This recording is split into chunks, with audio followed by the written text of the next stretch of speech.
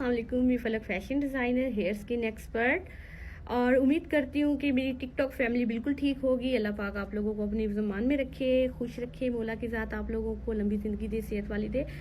तो आज का जो हमारा लेक्चर है, आज भी हेयर का है, हेयर टू रिलेटेड है। आज मैंने आप लोगों की थोड़ी सी कन्फ्यूजिंग दूर करनी है। अमूमन मेरे इंस्टीट्यूट पे जब हेयर का क्लाइंट आता है अपॉइंटमेंट के लिहाज से, तो उनके माइंड में कन्फ्यूजिंग होती है। वो मुझसे पूछते हैं कि मैम फलक, जो केराटिन ट्रीटमेंट है हेयर टू रिलेटेड, और रिबॉर्निंग ट्रीटमेंट है, और केराटिन रिबॉर्निंग जो ट्रीटमेंट है, इनमें क्या डिफरेंस है? क्या जैसे रिबॉर्निंग हमारे बालों को 100% स्ट्रेट करती है, क्या केराटिन ट्रीटमेंट से भी हमारे हेयर 100% स्ट्रेट होता है? तो उस लिहाज से मैं डिस्कस करना चाहूँगी। मैंने कहा क्यों ना अपने टिकटॉक फैमिली से भी ये बात डिस्कस करूँ, आप लोगों के पास भी ये नॉलेज होना बहुत ज़रूरी है। तो देखिए, हेयर का जो ट्रीटमेंट है, रिबॉर्निंग ट्रीटमेंट है, उसे तो 100% श्योर आप लोगों के हेयर स्ट्रेट हो जाते हैं, ठीक है, जिस लिहाज से आप चाह रहे होते हो। जो कि केराटिन ट्रीटमेंट है, वो आपके बालों को प्रोटीन देता है, प्रोटीन मुहैया करता है, बाल 100% स्ट्रेट नहीं करता। ये कंफ्यूजिंग दूर कर दें आप कि केराटिन ट्रीटमेंट से हमारा बाल स्ट्रेट होता है। नहीं, हमारा हेयर स्ट्रेट नहीं होता। हमारे हेयर में प्रोटीन की कमी हो जाती है। जब हमारे हेयर में प्रोटीन की कमी होती है तो हमारे हेयर फॉलिंग इशू होता है। हेयर का जो नेचुरल कलर है वो कहीं ना कहीं गुम हो जाता है, हेयर से चला जाता है, ठीक है। और हेयर में डैंड्रफ इशू होता है, हेयर बहुत ज़्यादा वीक हो जाता है, और बहुत ज़्यादा फिर गंजापन के इश्यूज देखने को पड़ते हैं। क्योंकि जब हमारे हेयर में प्रोटीन की कमी होती है तो बहुत ज़्यादा प्रॉब्लम्स हेयर की फेस करनी पड़ जाती है। इसलिए हम जब केराटिन ट्रीटमेंट अपने क्लाइंट के हेयर में देते हैं तो उसे 100% आपके बालों को प्रोटीन मिलता है, और हेयर्स के जितने इश्यूज होते हैं वो ख़त्म हो जाते हैं, ना कि हेयर स्ट्रेट करता है। केराटिन ट्रीटमेंट से हेयर स्ट्रेट नहीं होता, रिबॉर्निंग ट्रीटमेंट से हेयर 100% स्ट्रेट होता है। और रही बात केराटिन रिबॉर्निंग की, तो केराटिन रिबॉर्निंग बहुत अमेजिंग है, क्योंकि उसमें जब हम एक ट्रीटेड हेयर पर वर्क करना चाह रहे होते हैं, उनको हेयर स्ट्रेट चाहिए होता है, तो उनमें उनके बालों में प्रोटीन का होना बहुत ज़रूरी होता है।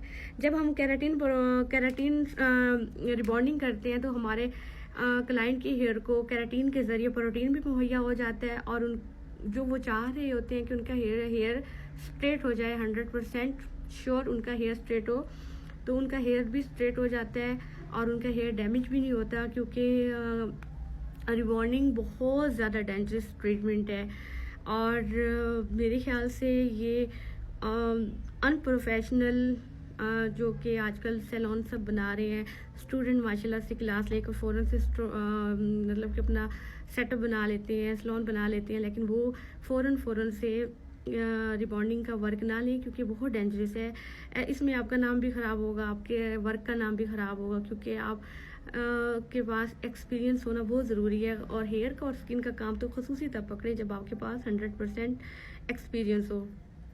क्योंकि रिबॉन्डिंग ट्रीटमेंट एक ऐसी चीज़ है, एक ऐसा ट्रीटमेंट है, अगर आप 1 मिनट ऊपर करते हो ट्रीटमेंट के दौरान, तो आपका जो हेयर, सर का जितना भी हेड का हेयर है, वो उतर कर आपके हाथ में आ जाएगा। क्लाइंट, और कितने क्लाइंट्स को हमने ऐसा फेस किया है, कितने इंस्टीट्यूट मेरे पे क्लाइंट आते हैं, उनके साथ यही ट्रेस्टी भी होती है कि उनके हेयर्स डैमेज कर देती हैं। कुछ काफ़ी ब्यूटिशियन, नाम तो नहीं लेना चाहूँगी, काइंडली आप लोगों से रिक्वेस्ट है, आप लोग खुदारा बहुत ज़्यादा बेजोड़ तरीके से हेयर का वर्क लिया करें।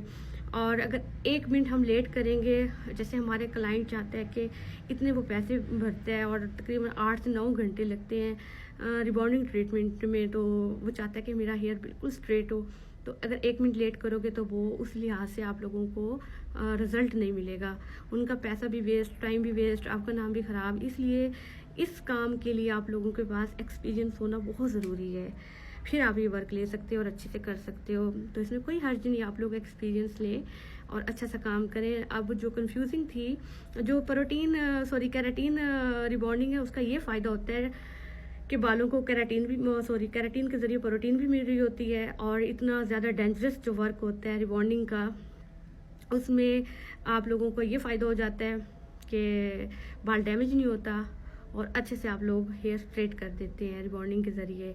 बहुत डेंजरस वर्क है, बहुत ज़्यादा डेंजरस है ये रिबॉन्डिंग का। और जो अच्छे तरीके से कर लेते हैं प्रोफेशनल लोग, हेयर एक्सपर्ट, उनके लिए तो कुछ भी मुश्किल नहीं होता। और मेरी ये जो आप लोगों को कन्फ्यूजिंग दूर करने की वीडियो है, इसमें आप लोगों को नॉलेज होना चाहिए, बेसिक थ्योरी पता होनी चाहिए, हेयर क्या है, हमने किस हेयर पे कौन सा वर्क करना है, किस हेयर को कितनी प्रोटीन की ज़रूरत है, किस हेयर के लिहाज से हम इनको स्ट्रेट कर सकते हैं या स्ट्रेट करने के लिए कितना, क्योंकि केराटिन पर रिबॉन्डिंग फ़ौरन से कुछ क्लाइंट करवा रहे होते हैं, एक सैलून से दूसरे सैलून पे जाते हैं। काइंडली आप पहले अच्छे तरीके से पता करें कि आपने कितना अर्सा हो गया आपने हेयर को स्ट्रेट करवाया है या रिबॉन्डिंग करवाई है, फिर आप वर्क पकड़ें। क्योंकि आपको तो नहीं पता होता, क्लाइंट अमूमन काफ़ी हद तक झूठ बोल देता है कि हमारा काम ठीक हो जाए, असल बात नहीं बताता। और जब बाल ख़राब हो जाता है तो फिर सारा ब्लेम आप लोगों पे आ जाता है।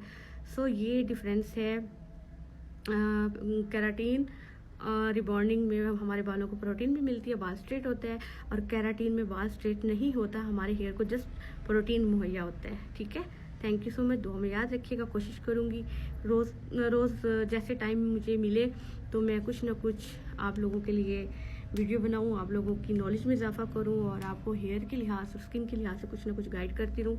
आपको पता होना चाहिए अगर आप कोई भी ट्रीटमेंट ले रहे हो तो बेसिक वो है क्या। Thank you.